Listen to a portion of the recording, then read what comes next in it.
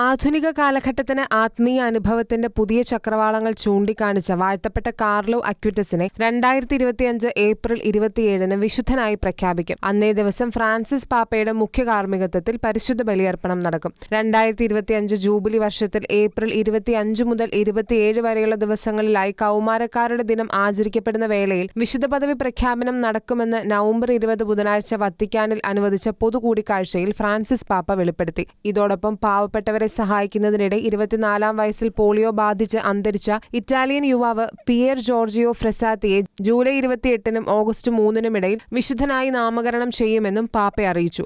July 28 മുതൽ August 3 വരെ തീയതികളിലാണ് യുവജന ദിനവുമായി ബന്ധപ്പെട്ട സംഗമം നടക്കുന്നത്. 1991 മെയ് 3-ന് ലണ്ടനിലായിരുന്നു കാർലോയുടെ ജനനം. സാങ്കേതിക വിദ്യയുമായി ബന്ധപ്പെട്ട കാര്യങ്ങളിൽ അതീവ തൽപരനായിരുന്ന കാർലോ ലോകത്തിലെ ദിവ്യകാരുണ്യ അത്ഭുതങ്ങളുടെ ബൃഹത്തായ ഓൺലൈൻ ശേഖരം തന്നെ നന്നേ ചെറിയ പ്രായത്തിൽ സജ്ജീകരിച്ചിരുന്നു. 11 വയസ്സുള്ളപ്പോൾ ആരംഭിച്ച ഈ ഉദ്യമം അന്താരാഷ്ട്ര തലത്തിൽ തന്നെ ശ്രദ്ധ നേടിയിരുന്നു. നമ്മൾ ദിവ്യകാരുണ്യം എത്രയധികമായി സ്വീകരിക്കുന്നുവോ അത്രയും അധികമായി നാം ഈശോയെപ്പോലെ ആകുമെന്നും അങ്ങനെ ഈ ഭൂമിയിൽ നമുക്ക് സ്വർഗത്തിന്റെ ഒരു മുന്നാസ്വാദനം ഉണ്ടാകുമെന്നും കാർലോ 11-ാമത്തെ വയസ്സിൽ കുറിച്ചു. കാർലോ ഒരുക്കിയ ദിവ്യകാരുണ്യ വെർച്വൽ ലൈബ്രറിയുടെ പ്രദർശനം 5 ഭൂഖണ്ഡങ്ങളിലാണ് നടന്നിരിക്കുന്നത്. ദിവ്യകാരുണ്യ അത്ഭുതങ്ങളെക്കുറിച്ചുള്ള ആഴത്തിലുള്ള പഠനത്തിനും വിശ്വാസ നവീകരണത്തിനും ഇത് സഹായകരമായിട്ടുണ്ടെന്ന് നൂറുകണക്കിന് ആളുകൾ സാക്ഷ്യപ്പെടുത്തിയിട്ടുണ്ട്. അനേകരെ ദിവ്യകാരുണ്യത്തിലേക്ക് കൂട്ടിക്കൊണ്ടുവന്നതിന് ശേഷമാണ് 2006 ഒക്ടോബർ 12-ന് തന്റെ 15-ാം വയസ്സിൽ അവൻ സ്വർഗത്തിലേക്ക് യാത്രയായത്. കാർലോ അക്വിറ്റസിനെ വാഴ്ത്തപ്പെട്ടവരുടെ ഗണത്തിലേക്ക് ഉയർത്തുന്നതിന് ആവശ്യമായ അത്ഭുതം വത്തിക്കാൻ അംഗീകരിച്ചതോടെയാണ്